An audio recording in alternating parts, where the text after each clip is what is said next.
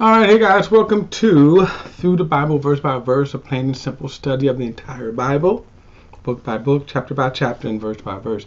We are currently in Numbers chapter 15. It's unclear, but right at this point with chapter 15, we seem to have a 38-year jump. Now, it's not clearly spelled out, but we will see it, we'll be able to get hints of it as we move on between the end of Numbers and Deuteronomy. It's sort of a timeline, but right here it seems to be where the time jump. Now you remember Israel, through their unbelief, had brought judgment. God said, okay, God had told them to go into the land. Had they followed God's command, then they would be in the land right now.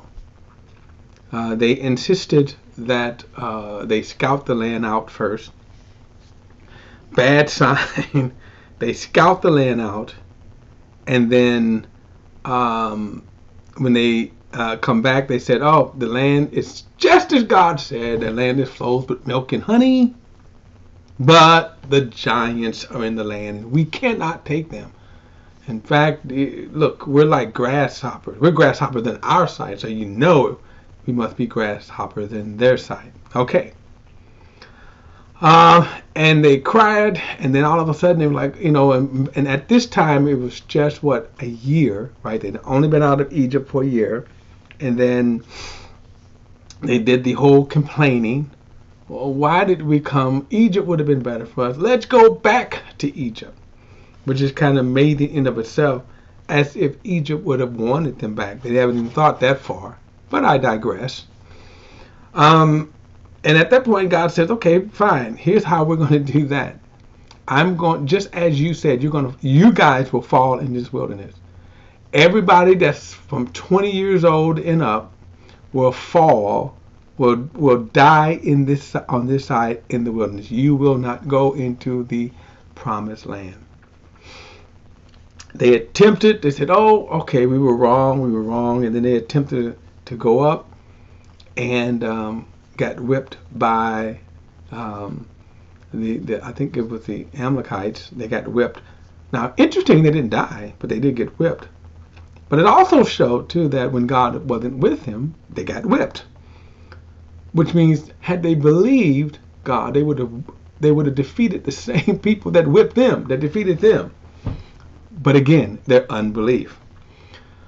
Now, so God said, okay, so this generation, and this was one of these decrees that was interchangeable. In other words, God did not relent from changing it. That they were done. Now you're going to see from time to time that there are God, even when he issued the decree.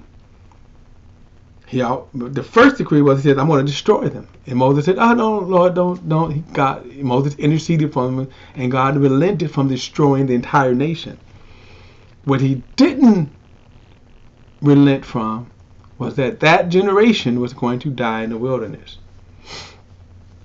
One of the next times we will see this kind of irrevocable decrees would be the time of the Babylonian captivity, when Manasseh, son of Hezekiah, would be so evil that God is saying, you know what, you have sealed the doom of Israel, that they're going to be wiped out by Nebuchadnezzar. What was interesting is that Manasseh actually repented, and God actually forgave him and restored him. But then God still says, but Nebuchadnezzar is still coming. Okay, so another thing is, I think, and after that period of time will be when Jesus will predict Israel will be put out of the land, which came to pass in AD 70. Okay, so there are times when God's decrees are irrevocable, and this is one of them. So with this, it's about, we have this 38-year jump. Okay. So verse 1 says, the Lord instructed Moses. Now, was these decrees here, okay, and we're going to see it a couple more times, they seem like that God is repeating himself, but he is repeating himself, but keep this in mind, 38 years have passed. So it's more or less, let's go over this again.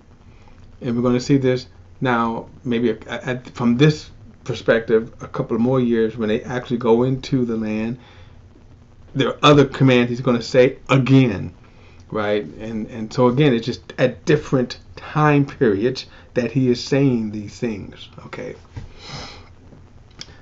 So verse 1 says, the Lord instructed Moses, speak to the Israelites and tell them, when you enter the land I'm giving you to settle in. Now, 38 years, they're getting ready to prep to go in. Verse 3, he says, and you make a fire offering to the Lord from a herd of flocks, either a burnt offering or a sacrifice to fulfill a vow, or the freewill offering, or at your appointed festivals to produce a pleasing aroma for the Lord. The one presenting his offering to the Lord must also present a grain offering of 2 quarts, fine flour, mixed with a quart of oil. Prepare a quart of wine and drink offering with the burnt offering and the sacrifice, each lamb. Now I'm just going to kind of read through these fast. Remember, we went through this in the book of Leviticus, some of it in Exodus. Verse 6, if you prepare a grain offering with the ram, it must be for a quart of fine flour mixed with 1/3 gallon of oil. Also present 1/3 gallon of wine to drink offering as a pleasing offering to the Lord. If you prepare a young bull as the burnt offering, or as a sacrifice to fulfill a vow, or a fellowship offering to the Lord, a grain offering, 6 quarts of fine flour mixed with 2 quarts of oil must be presented with the bull. Also present 2 quarts of wine as the drink offering. It's a fire. Okay, it is a fire offering of pleasing aroma to the Lord. This is to be done for each ox, ram, lamb, or goat. This is how you must prepare each of them, and no matter how many. Every Israelite is to prepare these things in the way when he presents a fire offering as a pleasing aroma to the Lord. Aren't you glad you're not under the Old Testament? I am. Okay, verse 14. When a foreigner resides with you, or someone else who is among you, and wants to prepare a fire offering as the pleasing aroma to the Lord, he is to do exactly as you do throughout your generations. Now, this is kind of, notice when he says a foreigner, Israel, although it was a holy nation, separated from the world, God never refused for a foreigner to live in Israel. If someone who embraced the God of Israel, okay, and in a sense you could say they renounced their pagan ways, so then God accepted them. And what he is saying here is that then as a foreigner who is going to then be a proselyte, convert over, they had to live as the Israelites lived. They were under the law of God, okay? And I say that because of today, of so many, the immigration debates that we have, even Christians, to me, on the wrong side of that. One of the great example of this would be Ruth. She was a Moabite, right? And she lived among the Israelites. All right, verse 15. The assembly is to have the same statute for both you and the foreign resident as a permanent statute throughout your generations. You and the foreign will be alike before the Lord. So again, God never stopped the foreigner from coming within the land. I'm not going to even get into the race side of this, because there is a race side where people don't want foreigners in. That is just plain racist, okay, but yes. But notice God says if a person embraced him, his laws, they will welcome. Verse 16. The same law and the same ordinance will apply to both you and the foreigners who reside within you. Verse 17. The Lord instructed Moses to speak to the Israelites and tell them, after you enter the land where I'm bringing you, you are to offer a contribution to the Lord when you eat from the fruit of the land. You are to offer a loaf from the first batch of dough as a contribution. Offer it just like a contribution from the threshing floor. Throughout your generations, you are to give the Lord a contribution from the first batch of your dough. When you sin unintentionally and do not obey all these commands that the Lord had spoke to Moses. Now remember, we talked about this. There was offerings for when you would sin unintentionally, and then if you sin intentionally, depending on what some of those commands were, they were more severe. Verse 23. All that the Lord has commanded you through Moses from the day the Lord issued the commands and onward throughout your generations. Verse 24. And if it was done unintentionally without the community's awareness, the entire community is to prepare a young bull for a burnt offering as a pleasing aroma to the Lord, with this grain offering and drink offering according to the regulations, and one male goat as a sin offering. The priest must then, let me stop before I go on because I'm going to read it, but I want to keep this thought right here too. Unintentional sins, it's very interesting because what was an unintentional sin? A lot of times we could break the law, right? In other words, God wasn't so hard that, as some people are. Let me just say that too. But here's a good example. Let's say they put a stop sign on your block that normally wasn't a stop sign, right? So, you're used to not having that stop sign there. You're driving and you go past the stop sign, right? Now the police may pull you over and say you ran the stop sign. You look and go, what stop sign? The stop sign right there. And he may or may not give you a ticket. Now in the case here, that was an unintentional sin. And sometimes city ordinances will give you time to adjust, okay? Sometimes they may give you a warning, or you may get a hard jerk of a person to give you a ticket. But when it comes to God, in other words, he's saying here, that's kind of an example of it. But here's the point that I want to bring out. Nevertheless, you still broke the law. And in this case, you still broke God's command.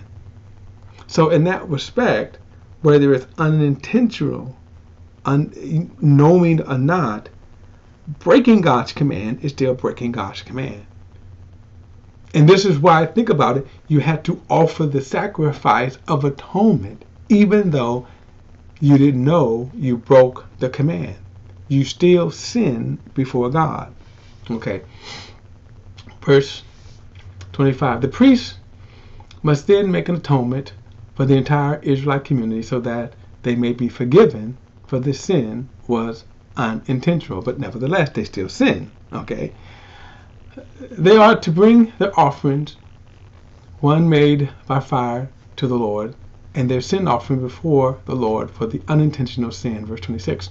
The entire Israelite community and the foreigner who resides among them will be forgiven, since it happened to all the people unintentionally.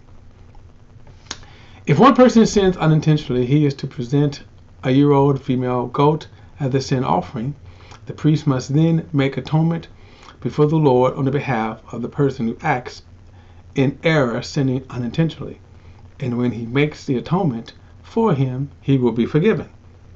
You are to have the same law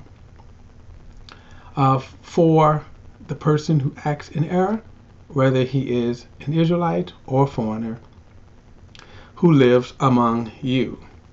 Verse 30. But the person who acts defiantly, now he makes a difference here of a person who sins unintentionally, but now the person who acts defiantly. Okay. Now, if you say in a general sense, all sin is defiant by nature of the word sin. What God is talking about here is sometimes things happen. I'll give you kind of a loose example of that. You blow a stop sign that you didn't know was there. It's still a stop sign. You still broke the law.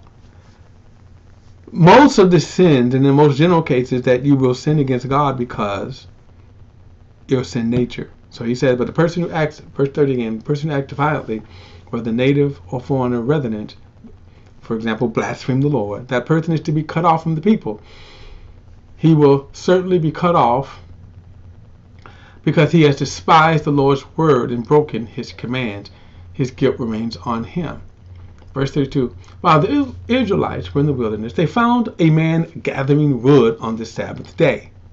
Right here. This is not an unintentional sin, by the way. This is the man, again, he sinned. Verse 33, those who found him gathering the wood brought him to Moses and Aaron and the entire community. They placed him in custody, meaning jail. They placed him in custody because it had not been decided what should be done to him. Actually, in other words, he did sin. God had already said he is to be put to death. Verse 35, then the Lord said to Moses, the man is to be put to death. The entire community is to stone him outside the camp. So the entire community brought him outside the camp and stoned him to death, as the Lord has commanded Moses. So this man was gathering sticks when he knew he should not have been gathering sticks. Why did he gather sticks? Who knows, right? Such is Israel. But also keep this in mind. You're talking about a 38-year period that's jumped too. Now God is sort of reminding them about the laws as well. 37. The Lord said to Moses, speak to the Israelites and tell them that throughout the generation they ought to make tassels for the corners of the garments and put a blue cord on the tassel of each corner. These will serve as tassels for you to look at, so that you may remember all the Lord's commands and obey them, and not become unfaithful by following your own heart and your own eyes. I'll get it more into this when we get into the book of Deuteronomy, where it tells us what it's going to command the Israel to do, just these things here. But in other words, again, I'll get more into this in Deuteronomy, because basically he's going to spend a lot of time in talking about them remembering, right? Keeping how they could keep the law before them to keep doing it so that they wouldn't fall into judgment. Verse 40. This way you will remember and obey all my commands and be holy to your God. I am Yahweh, your God, who brought you out of the land of Egypt to be your God. I am Yahweh, your God. Now again, these are, commands that they're reiterating, right? They're kind of refamiliarizing. It's been 38 years. Okay. All right. And again, the idea of the man gathering sticks, okay? The fact that he gathered sticks on the Sabbath day is a clear Sabbath day violation, which he knew better. Plain and simple. He knew better to gather sticks. Now, you may think, what is the difference between gathering sticks or, to say, to do work? So, for example, what is decided as a work? And there were clear definitions of work. So, for example, to prepare a plate of food, is that work? So you could really get lost in that. But God made it pretty clear, so that to do servile work, specific acts of work, was different than that. Anyway, chapter 15 in the next study. I'll see you then.